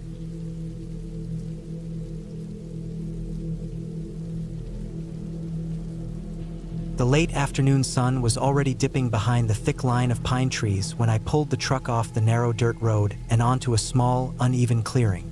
I had been driving for hours, winding through backcountry paths in the northern part of the state, following a faded map I found online, looking for a cabin I'd heard about in an old forum. The place was supposed to be abandoned, or at least unoccupied for most of the year, a perfect getaway from everything. I wanted peace, a break from the constant noise of the city and the mess of my own thoughts. What I didn't want was trouble. But by the time I realized the trouble was already here, it was far too late. The cabin sat near the edge of the clearing, half hidden behind a tangle of overgrown brush and young saplings. The wood was dark and weathered, stained by years of rain and sun. Its windows were either cracked or covered in grime, making it impossible to see inside. The front porch sagged unevenly, a few loose boards scattered across the steps. The roof, though intact, looked like it hadn't been cared for in a very long time. I grabbed my pack and flashlight, trying not to think about how isolated this spot was. The only sounds were the whisper of wind through the trees and the distant call of a crow. Inside the cabin, the air was stale and thick, smelling of damp wood and old smoke. The floorboards creaked under my weight as I moved through the single room that served as both living and sleeping area. There was a small stone fireplace, empty except for some cold ashes, a rusted metal stove in the corner, and a few broken chairs stacked near the wall. A thin layer of dust covered everything, but it wasn't the kind of dust that had settled naturally over time. It felt like the place had been abandoned suddenly, as if whoever lived here had left in a hurry. I set down my pack and pulled out some supplies I brought with me: water, canned food, a small first aid kit, and some matches. My plan was simple.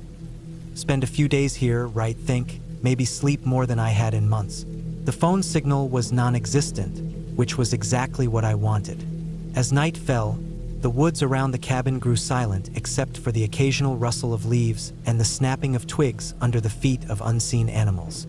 I lit a small fire in the stove and sat near it, the flickering flames casting shadows on the walls. The only light beyond the fire was from my flashlight, which I kept close by in case I needed to move around. Around midnight, something outside caught my attention. A faint noise, like footsteps crunching on dry leaves. I froze, listening hard. The noise stopped as suddenly as it started. I told myself it was probably a deer or some other animal, nothing more. But when it happened again, a few minutes later, and this time closer, I couldn't shake the feeling that something was wrong. I grabbed my flashlight and stepped outside, the cold night air biting at my skin. The moon was a thin crescent, barely lighting the forest. I scanned the area around the cabin, shining the beam into the dark woods, but saw nothing. No eyes reflecting back at me, no movement, just the thick trunks of trees and shadows. I told myself to calm down and returned inside, locking the old wooden door behind me. But I didn't sleep well that night. Every creak of the cabin, every gust of wind rattling the windows, made me jump. I kept the flashlight close, ready to turn it on at a moment's notice. The next morning, I explored the area more carefully. The forest was dense and uneven, full of fallen branches and thick undergrowth. I followed a narrow path near the cabin, hoping to find a stream or some sign of other people. Instead, I found a small clearing where the ground looked recently disturbed. Flattened grass, broken twigs, and an impression in the dirt that could have been a footprint. It was fresh, maybe just hours old. My heart sank. Whoever or whatever had been here wasn't just passing through. They had been watching the cabin, maybe even the entire area. That afternoon, I tried to keep busy. I cleaned some of the cabin's surfaces, stacked firewood, and took notes in my journal. I was trying to focus on the peacefulness I wanted, but my nerves kept fraying. As the sun set again, the footsteps came back. This time, they were unmistakably human. Crunching leaves, snapping twigs, slow and deliberate, circling the cabin. I didn't dare go outside. I stayed silent, holding my breath, until the noises faded away sometime after midnight. But the next morning brought new evidence. The door of the cabin, which I had locked tightly, was slightly ajar. Not wide open, but just enough to show that someone had pushed it. Inside, I found a small bundle of sticks arranged neatly near the fireplace, like a crude trap or a signal. My hands trembled as I packed a small bag with essentials. I needed to get out, but the road was a mile away, and night would come soon. I didn't want to walk in the dark through the woods, but I couldn't stay here. As I stepped outside, I saw footprints leading away from the cabin toward the trees, fresh and deep. Something about the way they moved was confident, like someone who knew the forest well and was tracking me. I followed the dirt road for what felt like hours, every sound amplified in the dark. Then, just as I was starting to panic, I saw a faint glow ahead. Another cabin, newer and well-maintained, with smoke curling from its chimney. I approached cautiously and knocked on the door, desperate for help. A middle-aged man opened it, looking surprised to see me. Without needing to explain much, I showed him the footprints, the open door, the bundles inside. He nodded grimly. "You're lucky you got out when you did," he said quietly. "This part of the woods has been known for people living off the grid. Not the friendly kind. They watch, they wait, and they don't like strangers." He told me about a group of squatters who had taken over old cabins and territory nearby, living off the land and sometimes threatening anyone who wandered too close. They didn't call the police, they didn't want outsiders meddling. The man had lived here for years, quietly keeping to himself and avoiding trouble. I stayed with him that night, safe for the first time in days. The police came the next morning, after I finally called them from his house, and searched the woods. They found signs of the squatters, but no direct confrontation. The area was under more frequent patrol now. I realized later that what I had thought was a peaceful retreat was actually a dangerous trap. The isolation that drew me in was the very thing that made me vulnerable. The woods aren't just home to animals and trees. Sometimes they shelter people you'd rather never meet. That cabin will stay in my memory, not as a quiet refuge, but as a warning. Alone in the woods, you are never truly alone, and not everyone out there wants to be found. Detailed notes and expanded account. I want to give you a fuller picture of everything that happened. The cabin trip was planned for weeks. I'd found the spot by accident, browsing through old hiking forums and YouTube videos. Some guy had posted pictures of the cabin in the fall, with golden leaves around it and a small fire pit. It looked like a perfect place to disconnect, to write without interruptions. I was a writer, or at least I wanted to be, and sometimes getting away was the only way I could concentrate. I packed carefully a tent, sleeping bag, food for 5 days, water purification tablets, a first aid kit, a headlamp, and my journal. My truck's gas tank was full. I left a note with a friend, telling her roughly where I was going, but I wasn't planning to check in until I got back. The drive was long. The last half hour was on a narrow dirt road barely wide enough for a single vehicle. I kept thinking the truck would get stuck or slide off the edge. Trees closed in on both sides, thick and tall. No signs of civilization, no power lines, no houses, no other cars. It was so silent I could hear my heartbeat. When I first saw the cabin, it looked almost like a relic from another time. The paint was gone, the windows dirty, the door hanging loosely on one hinge. But the structure was solid. I felt a small rush of excitement. This was exactly what I'd been looking for. Inside, the place was dusty but not completely abandoned. There were old newspapers from 5 years ago, a few empty cans of food, and a rusty metal pot on the stove. No signs of anyone living there recently. The bed frame was broken and bare, no mattress or blankets. I set up my sleeping bag on the floor near the fireplace. I wanted to get a fire going, so I collected some dry twigs and small logs from outside. It took a while. The wood was damp in places, and the smoke nearly choked me. But soon the stove was crackling, filling the cabin with warmth. That first night was hard. Couldn't sleep. Every noise made me jump. The groan of the wood, the wind rattling the windows, distant animal calls. At one point, I thought I heard someone outside the cabin, but when I shined my flashlight, nothing was there. The next day, I explored a little. I followed animal trails and looked for water. About a quarter mile from the cabin, I found a small creek. The water was clear but cold, and I refilled my bottles. Later, while walking near the edge of the forest, I spotted what looked like an old campfire pit with stones arranged in a circle.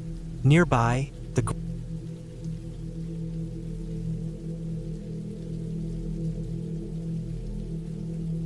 the idea of spending a weekend in a cabin alone in the woods had sounded like a good way to get away from everything. No city noise, no people, no distractions. Just me, nature, and silence. I found a small cabin for rent about 2 hours out of town. It wasn't fancy by any means, but it was sturdy, made of thick logs with a wood stove inside, a small kitchen area, and a loft for sleeping. The place was off the grid, with no electricity or running water. I liked that. I packed my supplies carefully. Enough food for 3 days, water in jugs, a camping stove, a lantern, plenty of firewood, and my sleeping bag. The drive out was uneventful, the road becoming rougher and more winding as I got closer. When I arrived, the sun was just starting to dip behind the trees. The cabin looked exactly like the pictures online, weathered but solid. The door creaked a bit when I opened it, and the smell of old pine and wood smoke hit me. The place was empty except for the basics. A metal table, a few chairs, a small bookshelf with some dusty books, and the wood stove. I stacked firewood by the porch and got a fire going inside right away. The warmth felt good after the cool evening air. I spent the first few hours unpacking, organizing my things, and settling in. The cabin had a tiny bathroom with an outhouse outside, and the kitchen had a cold water tank that relied on gravity. No pump, no faucet. I wasn't expecting luxury. I lit the lantern and read a bit until it was fully dark outside. The woods around the cabin were dense, and in the quiet, the sounds of insects and distant animals filled the night. That first night, I slept uneasily. The unfamiliar sounds outside, rustling, snapping branches, made me restless. I told myself it was just deer or raccoons moving around, nothing unusual. The cabin didn't feel unsafe, just isolated. But there was something about the silence that made every little noise stand out. The next morning, I woke early, feeling more rested. I made coffee on the camping stove and ate some canned beans for breakfast. The sun filtered through the windows in slanted beams. Outside, the forest stretched out, dense with pines and maples. I decided to explore the nearby trails to get a better feel for the area. The forest was thick, and the trails were narrow and overgrown in spots. I followed a path that led downhill to a small creek I hadn't seen on the map. The water was clear and cold, running over smooth stones. I knelt to splash some on my face and drink a little. The air was fresh, with the scent of pine needles and earth. As I walked back, I noticed something odd, a set of footprints near the creek. They were big, maybe a man's boots, but the prints were too fresh for someone who might have been around earlier. I stopped and looked carefully. The prints headed away from the creek and deeper into the woods, toward the cabin's direction. That made me uneasy. I thought about the cabin's remoteness. Surely no one would come here often, but these prints proved otherwise. Maybe someone had passed by earlier, or maybe there was someone living nearby I didn't know about. I shook off the thought and headed back to the cabin. Throughout the day, I kept glancing out the windows and listening. The woods seemed quiet now, but the feeling that I was being watched started to creep in. I stacked more firewood and prepared dinner. I stayed inside most of the evening, the lantern casting long shadows on the walls. At one point, I thought I heard a noise outside, something dragging or scraping near the porch. I went to the window to look, but the darkness swallowed everything. I grabbed my flashlight and stepped outside. The cool night air smelled like rain. I swept the beam of light around the perimeter, but found nothing unusual. The ground near the porch looked disturbed, as if someone had been digging or moving something. I brushed it off as an animal digging for roots or insects, but a knot formed in my stomach. I went back inside and locked the door behind me, even though I knew it wasn't likely anyone was out here. The second night was worse. I barely slept. Every noise made me jump. At one point, I heard footsteps outside, slow, deliberate steps circling the cabin. I sat up, heart pounding, gripping the handle of the kitchen knife I kept on the table. I waited, barely breathing, listening as the footsteps moved away, fading into the darkness. I stayed awake until dawn, the fire dying low in the stove. When the first light came through the window, I almost felt safe again.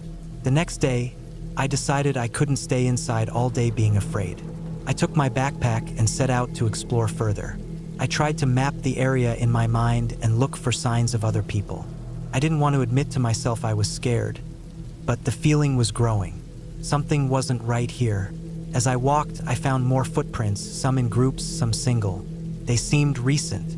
I realized this wasn't a place totally alone. Someone was moving around the woods near the cabin, maybe watching. I came across a small clearing with old fire rings and discarded cans. Evidence someone camped here recently, maybe a hunter or a drifter. I tried to make myself think it was nothing to worry about. Still, I headed back to the cabin early and started to plan my departure.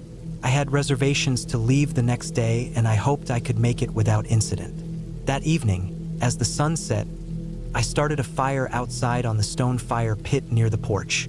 I sat close, wrapped in my jacket, listening to the woods. The wind picked up, rustling the leaves. I noticed a faint light flickering far in the woods, maybe a campfire. My mind raced. If there were other people nearby, I hoped they were friendly. But something didn't feel right. I went inside and double-checked all the windows and the door. The lock was old but sturdy. I put a chair under the doorknob just in case. Then I noticed the footprints again, this time right up to the porch. Fresh. Maybe someone had been watching the cabin all day. Suddenly, the lantern flickered and went out. I fumbled in the dark to relight it, my hands trembling. When the light came back, I saw marks on the wooden floor near the door. Scratches, like claws or maybe a sharp object. I swallowed hard and looked around for anything missing or broken. Nothing. I stayed up all night again, watching the door and windows. At one point, I heard something scrape outside, low and slow. I grabbed my knife and flashlight but didn't go out. Morning came finally, and I was exhausted. I packed quickly, determined to leave. I locked the cabin, grabbed my backpack, and started down the narrow dirt road that led back to the main road. Halfway down the road, I heard a noise behind me, something heavy moving fast through the trees. I stopped and looked back, but saw nothing. My heart pounded as I hurried. I didn't look back again until I reached my car. Once inside, I locked the doors and sat for a long moment, breathing heavily. I drove away without stopping, the forest shrinking behind me. Later, safe at home, I looked at the pictures I'd taken. One showed something I hadn't noticed, faint shapes in the shadows near the cabin, like figures standing just beyond the tree line. I never went back.